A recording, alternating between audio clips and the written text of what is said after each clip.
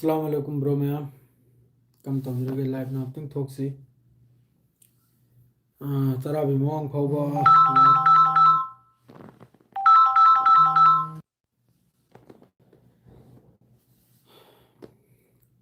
Phone मचाम लाक चल रे bro ma'am अदुननी नाफ्तंग तत खरीदो कना कना लेगे थोपी रगलो याम साथीना नुआइतबा हबदुबो याम साथीना थमोय सोकपा वालेकुम अस्सलाम याम साथीना मखा ताबा थोदोकनी अंदक तौकरिसे ईरान की सुप्रीम लीडर अदुमकपु महाकना सीद्रिंगैदा महाकना शहीद ओइद्रिंगैदा ईरान की मथंग की सुप्रीम लीडर से कनानो ओइगदोरनो असि पुनमक्सी ममांगदगी अदुम मयामदा लाउथोक्तना लेरममनिको मयामदा अदुम हाइबिरममनि अदु मखोयगी हौजिक मेन मकसद हाइबो करुन हाइबदा कोनो न्यूक्लियर प्रोग्राम मदरे मिसाइल प्रोग्राम करिमता मरी लेंदे ब्रो मयाम असि अइना हमेशा हाइबनि मखोयगी टारगेट हाइबो ईरान की रिजिम से चेंज तौथोपा अमसुंग ईरान दा हौजिक थोइबा थाउ तेल अमा असि पुनमक्सी मखोय लौजलबा वालेकुम अस्सलाम ब्रो मयाम अई मैसेज से पाखरोय गना खत पाउसे तो मयाम दो फजना परेंग ओइना हाइथ्रम की दुई मतुंग द याम नुआइतबा हौजिकती तलब तलब तौदना ब्रिटेन से याउजलकले लानसिदा मदरेदी ngasi हौजिक नालप ममांगी पाउनिको दुबई दा एटेकम तौबदा असिदा मोय फ्रांस की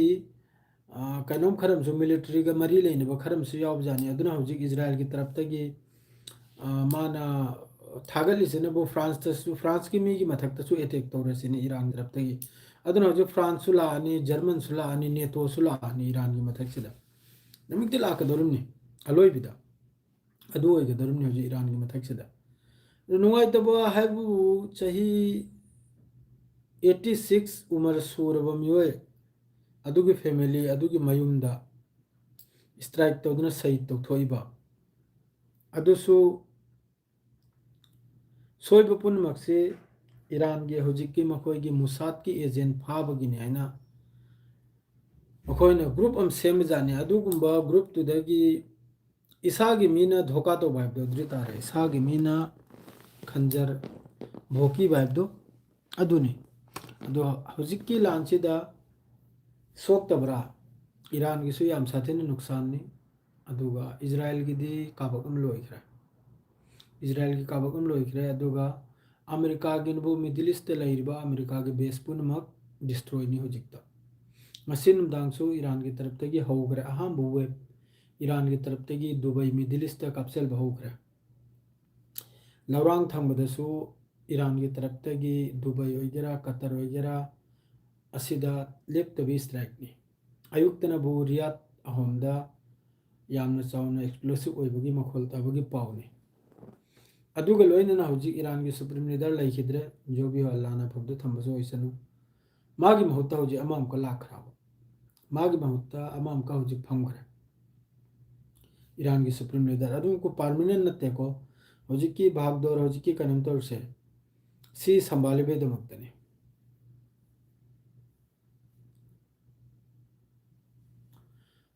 अदुगिसु मतम लाकनी अदुगिसु सोयदमुकी मतम लाकनी हौजिकता मखोयगी बेत सिसा हाइब्रा बेत सिमसा हाइब्रा कनो अदुई मफमदुदा ईरान की स्ट्राइक ता हौजिक ओबद मी तरा सुरे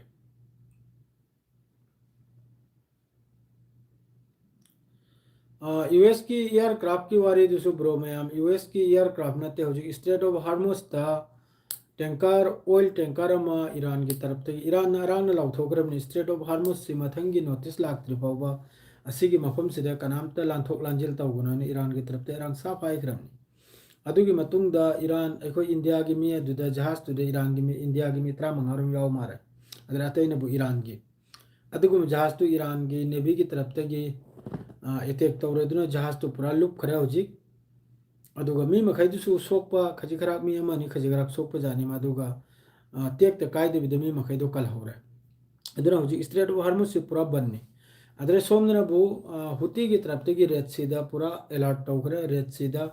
जहाज अमते सु चथलो है ना अदुम को हौजिक फावबो हुती की तरफ तगी आप देरम फाव लाक्त्रि को जहाज चलब्रे चत्रिब्रा सोयदमकी हुती की तरफ तगी सु एटेक तौब तारगदि सोयदमकी अल जजीरा दा अमदा लाकनी अदर इम्पोर्टेंट ओइबा पाव भक्तंगा मयाम दा हाना थमजरमगे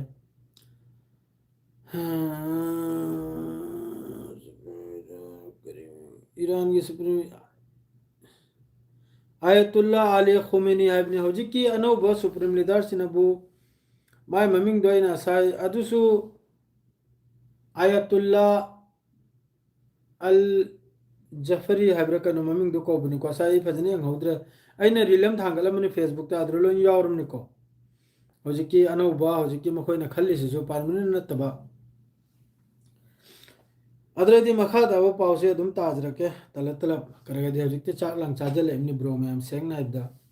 इफ्तारटंग हजिकते नमाज वले कालेमनि अदुन निंसा सिबो कन्न होनिंगदे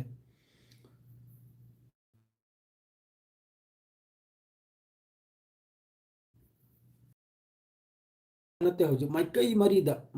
हजिक प्रोटेस्ट नि इंडिया दगी होना पाकिस्तान ददी याम साथीना याम चावना प्रोटेस्ट तौबुवानी याम तावना अखोगी थुगाई खायदना पाकिस्तान ददी याम साथीना करेदी पाकिस्तान दा अमेरिका की एम्बेसी दा चत्तना हजिक मखोइना थुगाई खायदना तौरुबा ईरान की सुप्रीम लीडर हत्खिबगी मतांगदा अदुना मरम ओइरगा अमेरिका की लेरिबा आर्मी मखैना पाकिस्तानी मखैगी मथक्ता फायरिंग तौरक्तना मी तरा सिबगी वानी पाकिस्तान मनुंगदा अदुगी मतुंगदा यामना साथीना पब्लिक मैम से थोगलकलेगा थुगाई खायदना पुलिस का थेंगाइनदना याम साथीने चावना प्रोटेस्ट ने हजिकता अदुगी दुसु अमेरिका की हजिकी इब्राहिम लिंकन दुगी मथक्ता ईरान ना हाइरिसी असाई लौरांगी स्टेटमेंट नि को ईरान ना हरसिब अदुदा अटैक तौबगी दमक्ता ईरान की मिसाइल अमसुंग ड्रोन रेडी द लैरिसिनी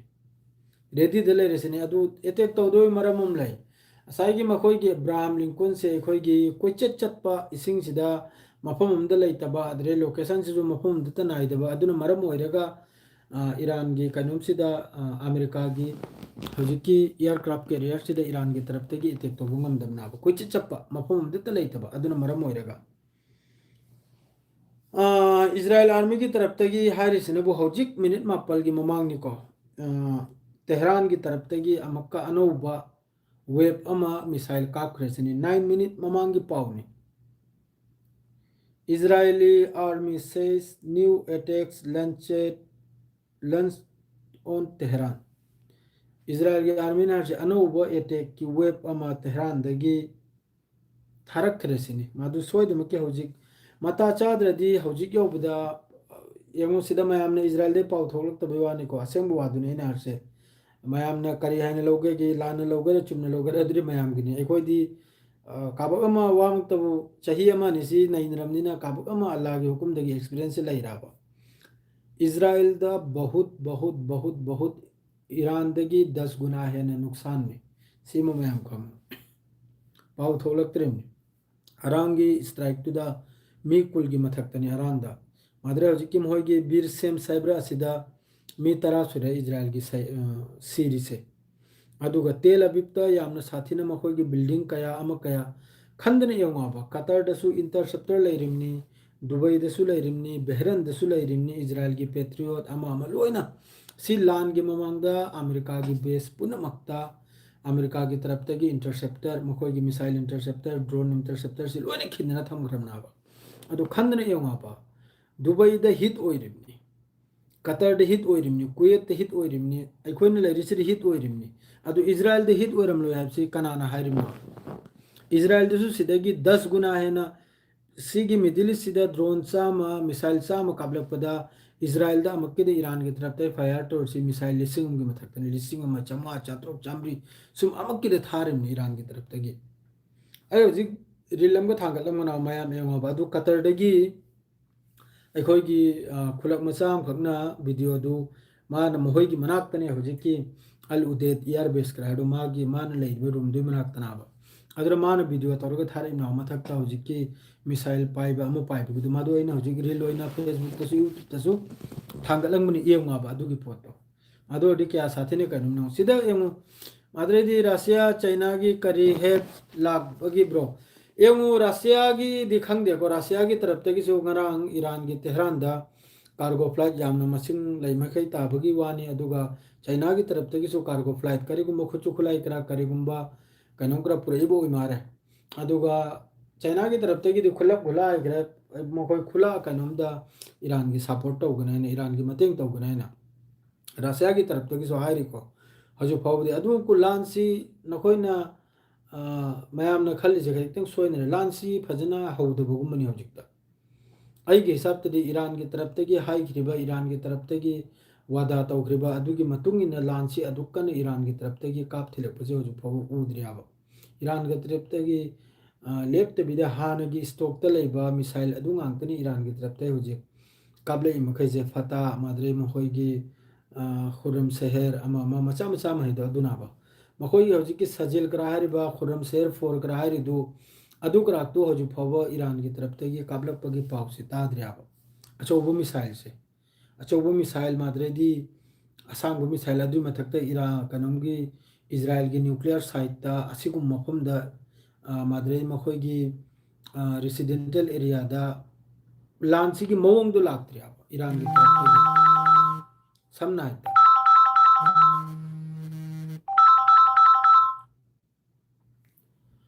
अदुमतनी फोन से तौरखरिब ब्रो मैम करी हायरुनी अदुमतनी तौरखरिब कनाबो वरिनो करिमत ज्ञान मिन तादे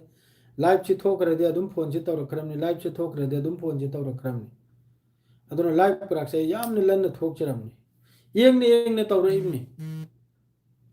येंगने ने वीडियो से येंग लेगने अदुगने नंगने दे करी लाइव तौजरदौरी नंगने दे करी थोकत्र ngang दौरने अदुगा फोन से तौजलखरिमनी कया साथीने मिसी ओकना केद्रियम येंगिमनी से अदुगुम थबुक तौरमी अदु लान हारिसिदी ब्रो मैम आइगी वाखलदा तौनद्रिमै फै ईरान दसु तेहरान द खजिक्किरे ईरान दसु तेहरान द मिसनी की मथक्ता चहुंग नगया योखरमनी होजिकी डेथ ट्रोल से ईरान मनुंग दसु अदुगा ईरान की मीडिया की तरफ तगिसु लाउथोपा कोंगायम सुलाइको ओ लाउथोपा कोंगायम सुलाई हाइबदी अयाबद यारगदी पब्लिक मखै तेहरान मनुंग द होजिक इजराइल अमसुंग अमेरिका की मेन टारगेट से करनबदा तेहरान से डोनाल्ड ट्रम्प नाम कहारी करिगुंबा ईरान ना अमक हंदना होजिक इजराइल अमसुंग अमेरिका की बेस्ता तौरप तारगदी होजिक तौरब स्ट्राइक सिदसु अरो हेन तौगनायना अरो हेन चावना तौगनायना अदुगा अतै अतै न्यूज़ त करी उफंगनी ईरान की अटैक खर एक्सप्लोसिव ओइब खर माद्रेदी कनम खर अदुगुम खर थांगलंगनी मी मखैना अइना अदुम हाइजरिसे अतै अतै न्यूज़ चैनल वगैरह अमा चैनल वगैरह असल ददी ईरान की तरफ तगी मिसाइल कापचल्ली इंटरसेप्ट तौबना तौरी तौदुमना हिट ओइरी इजराइल दा इजराइल अमसुंग अमेरिका की तरफ तगी एयर स्ट्राइक तौरी तेहरान दा अमसुंग ईरान की मफम इस्फहान माद्रेदी नातांस मफम खुदिंग दा ईरान की मफम खुदिंग दा अमेरिका अमसुंग इजराइल की तरफ तगी स्ट्राइक करी मोंग दा तौरुमना दो मखोइने स्ट्राइक से ईरान की तरफ तगी मिसाइल से लंच तौबने मिसाइल से कापने अदुगी मफम दुदा इजराइल अमसुंग अमेरिका की तरफ तगी कापख्रि मफम दुदा असाइगी लोकेशन दु लोक तौरगा अदुगी मफम दुर हिट तौरिमनी अदुगी मफम दुरा हिट तौरिमनी अदुना ईरान सो होजि यामना येंगना थीननी होजि स्ट्राइक तौरसे अदुगा ईरान की तरफ तगी मोहगी मस्जिद ता रेड फ्लैग थांगतपा अमा थांगतपा अदु पुनमक्तु लोइनि चथगरे को बदला हलबगी दमक्ता लमन खुंबगी दमक्ता असिदा ईरान की अइन नुवाई खिदे बायबु फरे सुप्रीम लीडर फरे अदु नत्तबिदा मखोइना मोहगी फैमिली दिसु मेंबर अमन याउखरे ईरान की होजिकी सुप्रीम लीडर अली खुमैनी से अदुई मथक्ता महाक से अहल अबदी चाही 86 सूरमनी मागी उम्र से 86 सूरमनी अदुगुंबगी मथक्ता माबु शहीद तौथोकलेगा ईरान की रिजिम चेंज तौथोकनी ईरान बु विन ओइगने ना अमेरिका अमसुंग इजराइल ना खल्लिदो अदु मखोइ ममंगदसु मंगुरन अदु जिस तरह होजिक ईरान की पब्लिक मैम ना थोकलकलेगा ईरान की सुप्रीम लीडर हत्खिबगी बदला हल्लो अमसुंग हानगी मतमदुददी ईरान की सुप्रीम लीडर ना फतवा पिरमिदोना न्यूक्लियर वेपन से अखो इस्लाम दा हराम नेना होजिकति पिरुरोदना होजिकति पब्लिक नारा अथुबदा न्यूक्लियर वेपन सावैना अथुबदा न्यूक्लियर वेपन सावैना हाइरे न्यूक्लियर वेपन सारम तारगदी ngasi अखो इथक्ता सुम अमेरिका अमसुंग इजराइल ने अटैक तौरसि सिरसु तौरो याना होजिकति पब्लिक ना हाइरकलाबा अदुई मथक्ता होजिक ईरान के पब्लिक पुनमक ईरान की पब्लिक अंगांग दगी होना नुपी दगी होना अहल दगी होना ईरान की फुल सपोर्ट तनी हाना ईरान की सुप्रीम लीडर लेरिंगे दा अदु यामना सपोर्ट तौद्रेगसु ग्रुप अम थोकलमे बतारगसु हौजिकति अदुई ग्रुप तुसु पुंजल लखले मखोइगी अमेरिका अमसुंग इजराइल ना खल्लिबो वखल से उराबो मखोइना पामिसि करी पोट नो ईरान दगी मखोइना पामिसि करी पोट नो आइन उराबा अदुगी मतुंगदा डोनाल्ड ट्रम्प ने हाई खिबम ले ईरान की न्यूक्लियर खल्ली बले ईरान की मिसाइल खल्ली बले ने रिजिम चेंज है रिजिम चेंज सी करीगनो मान तो बिगदौर से असा ईरान दगी थाव से पोबगे ईरान दगी ऑयल से पोबगे अदुनी अदुग लोगेदा गल्फ की मथकता ईरान की तरफ तगी स्ट्राइक तौरसने करीगनो दुमासी जो थुगायन मयाम दायरमगे अहम बगी स्ट्राइक ता अहम बगी अयुक की पुंग निपाल की इजराइल अमसुंग अमेरिका की स्ट्राइक सिदा ईरान की सुप्रीम लीडर से मासी शहीद हो गए सिम खंग अहम बगी स्ट्राइक सिदा मासी लोकेशन से शेयर तौनरेगा माय मागी मुसाद की एजेंट माद्रेदी हजिकी गद्दार खरदो ईरान मनुंग द लेरिबा गद्दार मखैदुना लोकेशन से शेयर तौरगा अमेरिका अमसुंग इजराइल नहंदगी ट्रैक तौदुन लाइनी नहंदगी डायलॉग हुन्नदना खोनदना सिदे ईरान न खजिक्तंग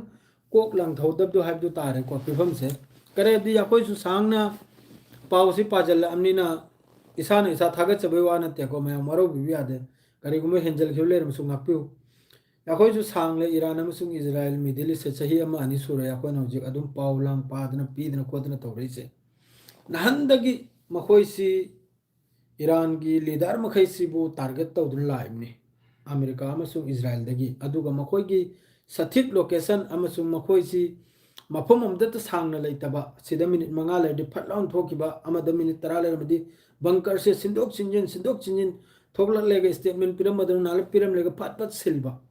अदुगुम से ट्रैक तौरगा लापनाबा मखोइसे सांगना मुसाद की मखोइगी एजेंट मखैसे नहल अयुक्त कुनो दिनदा इजराइल अमसुंग अमेरिकाना नुमदांग सरा मखोइगी हुराम बगी लौसिंग हरकत अमु फाव तौदे मखोइगी हरकत से नुमदांग सरा तौदे साई हुराम बनिना मखोइगी हरकत से कम दम तौरे नुमदांग अदुई नुमितु अयुक्तुरे अटैक तौखरिदो करिनो लोकेशन दु मखोइदे लाखरे फलाना मफम द फलाना मी सि लैरे अदुना सि मतांग सिदा स्ट्राइक तो हो राइब से असी के तंजा सिदा ईरान की सुप्रीम लीडर की मथक सिदा स्ट्राइक से तौदना माबु शहीद तौखिनी मखोइना खलिम नबु माबु शहीद तौरगा ईरान सि अवाम सि फैरेंग तुरेंग गाउनरकनी चेनरकलनी मथोंग नायरकरोय अदुगा मखोइना पांबा सरकार अमहक्ता मखोइना ग्राउंड ऑपरेशन तौजल्लेगा अदुगा हक्ता मखोइना पांबा सरकार अम जिस तरह वेनेजुएला अमसुंग इराक तौखरिदो अदुई मोंगदा तौबगी फिभम ना मखोइना तौरमिसे अदो हौजिक्ति मखोइगी वाखल पुनमक्ता इसिंग असाबा हिदोखरे मखोइना खल्लिबा वाखल पुनमक्ता लोइना चाइदनि चखरे ईरान के पब्लिक मयामसु ईरान के सुप्रीम लीडर की मतुंग लाखरे ईरान के आईआरजीसी की मतुंग लाखरे ईरान के फ्लैग की मनुंग लोइन चंगलखरे हौजिक अदुनबु अदुकुंबा आई सिखिबै मतुंगदा आईगी महत्ता कना होगनी फलाना मी से सिबै मतुंगदा कनाना सामली होगने अबदा अदु खंगबदुनबु अदुगुमदु लैबदुनबु ईरान के सुप्रीम लीडर लैखिबै मतुंगदसु एक गोंता की मनुंगदा ईरान की तरफ तगी मिसाइल अमसुंग ड्रोन फायर होग्रामनी अदुगा मिडिल ईस्ट ईरान की तरफ तगी असुक थीना हौजी कापचल नै जलिसने करिगना अबदा मखोइ मखैसे लोइनने नुपी ओलखरे लोइन नुपी ओलखरे मसा मसा की देशता अमेरिका की बेस सहल लेगा थंबा अमेरिका बु थाक लेगा थंबा अमेरिका बु पिक्चर लेगा थंबा असी पुनमक्सी ईरान की टारगेट हाइबु मुथत के मखोइसिबु अमेरिका की बेस लेरबा मिडिल ईस्ट लेरमक्से मुथतना तो हेतना चैखाइदन चतखिबा असिनी ईरान की मेन टारगेट कराइदि मखोइसि लेरि फावबा ngasi ईरान दुबई दा मखोइ की CIA की हेडक्वार्टर पूरा तंखाई में तोइखरम अदुम तौदना अल उदेद बेस अदुई मथक्ता बहरन द लेरिबा बेस अदुई मतंगदा कतर दुबई माद्रेदी कुवैत ओमान अम्बौ थागिद्रिमने ओमान नांग लेबा इगोंद तौरसि करम ओमान की समंदर मया दुरा अमेरिका की जहाज थांग याबा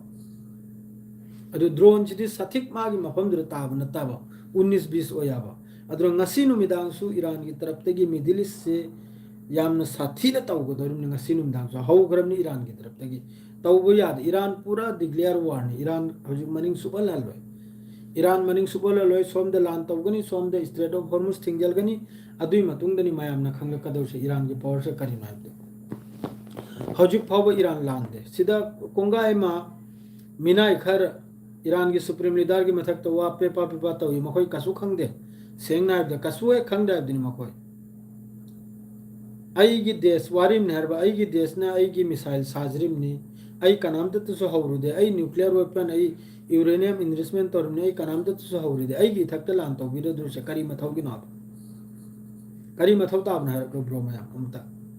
ईरान की मथक्ता अमेरिका ने लान तौबिरुसे लान तौवीरुरिबा इजराइल अमसुंग अमेरिका ना असिगी मतंग द मिडिल ईस्ट लेरिबा इस्लामिक कंट्री नाइन लेरिब मखैसना वाम ngangrese सीना बु मुर्दा कोम हरिदो सिबु को मुर्दा असिबा हरिदो सिबु अदुना नि ईरान ने हिंगतना बायना नि हौजि कापचली बा है ngasi अखोइना लेरिसिगी निंगथौना निंगथौ हारगे समना ईरान के एम्बेसडर तलब तौरियाबा ला वाइना नहोइना इगी थके टेक तौचे करिगनो आइना हाइजरा नाबा अदुगी स्टेटमेंट जु थोकचरा नाबा अदुम तौदना हौजि अहाम ब यामना कन्ना पेपा तौरमले सिगी मिडिल ईस्ट लेरिबा कनुम मखैसे देश मखैसे ईरान की मथक पुलबने एक्शन लौबगी तुंगदे ईरान न करिगिनो साउदना तौर इसाइब खंदि पेपा लाउगिद्रेने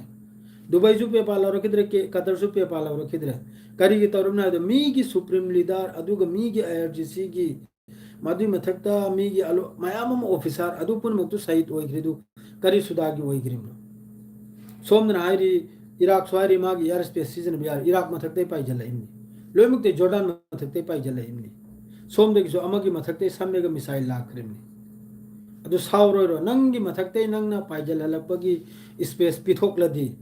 अइने नंग मथकते लान तौद करी कायरेगी अदुरा न्याउजी ईरान सुब्लेब लेप्ते बिद मिडिल ईस्ट स्ट्राइक तौरसे मिडिल ईस्ट आरो तौरखनी याम साजिन तौरखनी बोर्ड्स खलीफा योग्रमनी आराम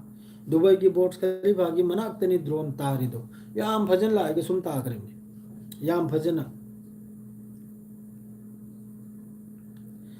चाइना तुक घर चाइना से तुम दे ब्रो मैम रशिया से तुम दे मित पांगलकनी सोयदम की सबरटो नोमनी सबरटो लोयमक मित पांगलकनी लोयमक मित पांगलकनी हबदी हौजिक फावबा थाव लैरी मखोइदा स्ट्रेट ऑफ हॉर्मुज ती बंद तौग्रेदना निनी हुमनी खक्ते ngaइखो बे खोंगने चेलगदोरुमनी निनी हुमनी खक्ते ngaयु निनी हुमनी खक्ते सबरटो अल्लाह ने इंसाफ तो रखने कनान चुमे ईरान ने लाले ईरान ने फंगनी इजराइल ने लाले इजराइल ने फंगनी आइगे थबु आइबो अचुम्बरु तहालबा आइगे हिसाब तदे होजु फावबा ईरान सुबलाल लांदे ईरान मागी हकनी यूरेनियम इन्वेस्टमेंट तबु मागी हकनी मिसाइल सेम्बा असिदे इजराइल ना कीदने इजराइल की मेन मकसद आइबो मागी ग्रेटर इजराइल अफगान की तरफ तगी अफगान की अल कायदा की मखोई की मकोक सिंह बंगफकना हाइग्रिसने वो सिगी मतंग सिदा इखोई मसेन खतनदना लेबगी मतम नत्ते अमतो ओइगने हौजिकते इरा अमेरिका की मतुंगदा ब्रिटेन इंद्रानी फ्रांस सु इंद्रानी जर्मन सु इंद्रानी जोतो यूरोप ता लैर मखै लोइने इंद्रानी नेटो सु इंद्रा कदौरिमनी नसीगा हयेंगा निनिउम निसिखते एंखो ईरान की तरफ तगी लेप तभी स्ट्राइक तरुप कांदा मिडिल ईस्ट अमसुंग इजराइल दा लोइमक ईरान अमेरिका की मतुंग इलकदुम बस ईरान अकेला खतनी अदुई मतमदुदा हुती थोगलक याय हिजबुल्ला थोगलक याय हजु फावबुदी थोगलक याय मखोय सपोर्ट ता अतई मखै सिदी तुर्की ग्राक से तुर्की ममिंग का तुर्की का नानो ने ब्रो बेकार मीनी ने बेकार ईरान लोइबने माय मथकदलान तो दरुमने ने इजराइल ना माय मथकदना तरगनो इखोन लेरिसिगी मथकत तौगदरुमने ने ईरान से लोई खिबताडे ईरान लोई हौद्रदी फरे को लोई खरदी माय मथकत तौरकदरुमने सोइद्रमने माय मथकत तौरकदरुमने अदुनी मदु याम साथिन नुगाइते तौरसे मदु ngasi नुमदांगी अपडेट मयाम लाकनी इंशाल्लाह सोइदमकी नुमदांग थेंगला फाव पुंग अनि फाव लाकनी अपडेट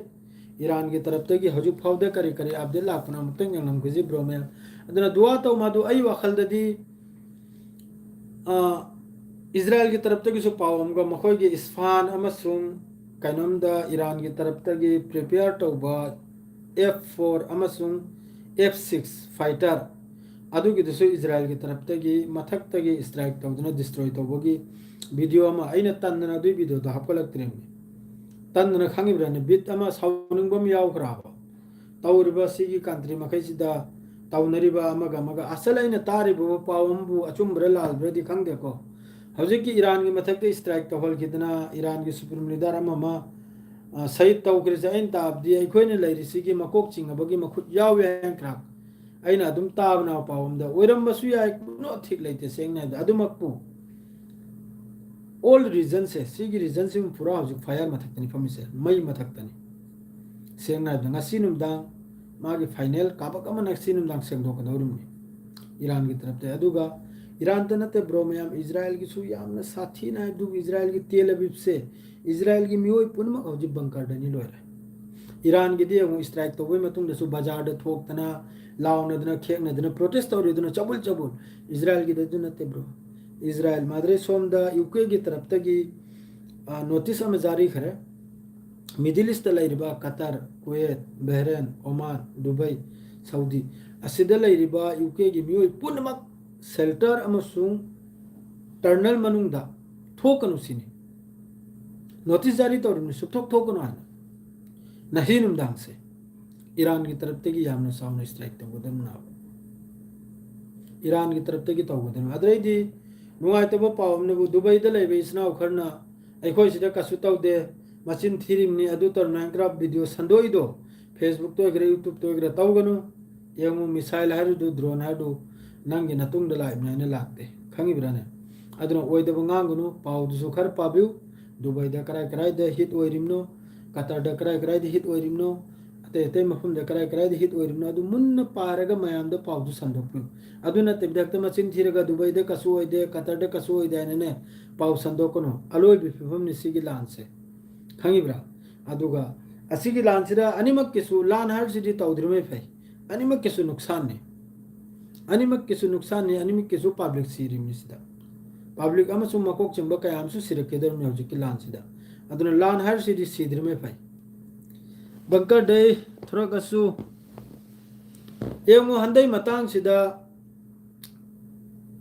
जावल हक इंडिया गिरो इंडिया की ब्रो हाइरो ने इंडिया की ब्रो करी पाउन हाबिरो हंदै मतंग सिदा यामना यंबा यूएस की aircraft carrier attack young US की एयरक्राफ्ट कैरियर अटैक से ईरान की तरफ ते असाई लौरांग दना अदुगिसु पाव लाखरे को ईरान की तरफ ते रेडी ने दुई मथक लान तो बोई दमक ड्रोन अमसुंग मिसाइल रेडी द लेरिना ईरान की तरफ ते हौजी की यूएस की एयरक्राफ्ट एब्राहम लिंकन दो अदुई मथक अदुमकपु अदुगुंबा एब्राहम लिंकन दो मफम उमदत टारगेट अमदत लेते कोइचे चलिसिनी अदुना टारगेट तो मिलाई बंगम ददना ईरान की तरफ ते तौदम सिना सोयदमकी अदुसु ईरान की तरफ ते लाकनी अदुई मथक्तसु एते ईरान की तरफ ते सोयदमकी लाकनी लान से हक्त लोइबगी लान नते हौजिक तौनरे से ईरान की तरफ ते हाय के लान सुलोय लोय रहना जब तक बदला हंद्रि फाव जब तक सबक सिखाई द्रि फाव लान सुलोय लोय रहना ईरान तुम घरसु फरेन हाय करे ईरान की नॉर्थ कोरिया लीडर माद्रेदी चाइना की माद्रे रशिया की मकोई मखैसे मनुंग दा तपना थबुक सुबुदनी अदुगा जिस तरह हौजिक सिदा इंपोर्टेंट पावम ले होरे ब्रो मैं जिस तरह हौजिक ईरान की तरफ तगी मिडिल ईस्ट की मफम खुदिंग दा स्ट्राइक तौरी से सी की डाटा पुनमक चाइना न पीरिम नाय डाटा पुनमक अकुब अदुगी वीडियो हम सुलै आइने थांगलकनी मोहय की मैप त जो डाटा पीबगिदो चाइना न टोटल सी की डाटा पीरिम ए टू जेड अदुगनी ईरान की तरफ तगी मिडिल ईस्ट मचिल दा थिदोक लगा हौजी स्ट्राइक तौरे बाय वाली याम सुथिन वाली मिडिल ईस्ट नै रखनी बा हौजी की करिगुंबा अपडेट अहेल बिला पुरे इंगलमगे अदुगा लाइव सिलोजनसी ब्रो मया आइसु नसी थोकनी ले हौजी पाओ कनोम लाइको यूएस की तरफ तगी सो तेहरान दा मक्का अटैक तौबे द मक्ता खुचु खुलाय अमा लांग सिनी मखोगी फाइटर देने लोड तो बाई खोगी एक्सप्लोसिव असिनी चिंबा अदरेदी सोलनबु हजिकते होना मखोगी स्ट्रेट ऑफ हॉर्मुज की अदुम एमएससी शिपिंग अदरेदी गल्फ ऑफ सेफ शेल्टर असिनी चिंबा मयाम लाखराबने असाई थाउ तेल से अमा मसे थिंजलमनिना हजिकता स्ट्रेट ऑफ हॉर्मुज से थिंजलमनिना हजिक मखोइना यामना साथीना कोइरगा नेदरलैंड से यामना लापना कोइरगा चप्पगी वाने मखोगी मैप से ब्रो मया सी मखागी से सी कोइरगा चकरिमनी मखोगी जहाज से एमु से अल जजीरा की रिपोर्ट नि असिने मरम ओरगा शिपिंग दसु पैसा हेंगतपा थाव ममल सु तांगबा असि पुनमुक सोय रकदरनी तलतरा हौजी खरनी से नोमनिनी से ईरान की तरफ तगी स्ट्राइक अदुम तौनी इजराइल मथकता अदुगा नोमनिनी से स्ट्रेट ऑफ हॉर्मुज तगी नहीं नगदौरनी पाव खुदिंग असिदा नहीं नगदौरनी ईदना थमो कनागुंबा नोंगमनिनी से हयेंगदगी हौखिपसिना हुमनी मरनी से स्ट्रेट ऑफ हॉर्मुज अमसुंग रेड सी असिता नहीं नगदौरनी असिगी मतंगसिता अतो पंभाव नहीं रे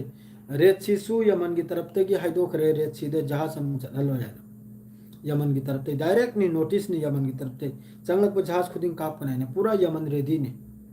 रेड सिगिदमक्ता अदुगा स्ट्रेट ऑफ हॉर्मुज तगी मिडिल ईस्ट तगी थाव थोकनिबा पुनमक पुदन थाव पुदन चकन पुनमक ईरान की तरफ से चढ़ंद्रे अदुम लेग्रे असिगी मतांगदा हुमनी मरनी नहीं कनी पावदे मुब्रो में अदरेदी सोमनबु मिडिल ईस्ट यूरोप कंट्री दा होजिक माय मागी साउगतना बहुरे सऊदी अरब की तरफ तक ईरान की हजी मिनट कुलुमथोय की ममांग की पावनी को सऊदी अरब की तरफ तक इंटरसेप्ट तौबगी वानी मिसाइल अटैक अदुसु एयरपोर्ट ता मिलिट्री बेस अमसुंग एयरपोर्ट ता रियाद की इंटरनेशनल एयरपोर्ट ता माद्रे प्रिंस सुल्तान एयर बेस असीमा प्रिंस सुल्तान एयर बेस अमसुंग होक अदुगुम एयर बेस तुगी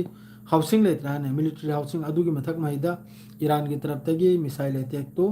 इंटरसेप्ट तौबई वानी खरम इंटरसेप्ट तौरमनी खरम सोयदम की हिट ओरमनी अदुगा लोइनना हौजे हौजिकता सऊदी अरब की हाउस यूएस बेस माद्रेदी सोमनबु बहरेन अमसुंग कतर असिगी मथक्तनी हंदक की चक्रिब बेस तो वेबम चक्रिदो अदुनी ईरान की चखिबा वेब तो सीधा ईरानी Israel army says new attack launches to Tehran अनोबा अटैक लॉन्च तौग्रसिनी ईरान की तरफ से अदुम हैदुनी हौजिक सऊदी अरब अमसुंग बहरन कतर दे तारुसे अदु सुम तौदना अदुम मथंग की पाउसे थोलकने इन पीज रखे मैम द ब्रो मैम अदु हजु फाउगी दी स्वासिदा अदुम पाउसे लो जलसे मिनट 15 माथे ओखरे अजान मतम से ओखरे ब्रो मैम नमा सोदरेगा हमका लाइक थोक लासु जैसा पाउ फिरसु पीज रखे अदुगा लान हर सिदे अनिमक की नुकसान ने को रासियासु ईरान की दमक तले अदुगी टेंशन लो नु ब्रो मैम अदुगा खोती अनिमक के नुकसान ईरान की सुनी इजराइल की सुनी इजराइल की ना खरी याम निकल गनी करे का ईरान ना अचौबा एरियानी ईरान ना तंखाई में तुम लोग को कांदा इजराइल नक्सादे मांग रहे असियार के लो इजरे सलाम अलैकुम।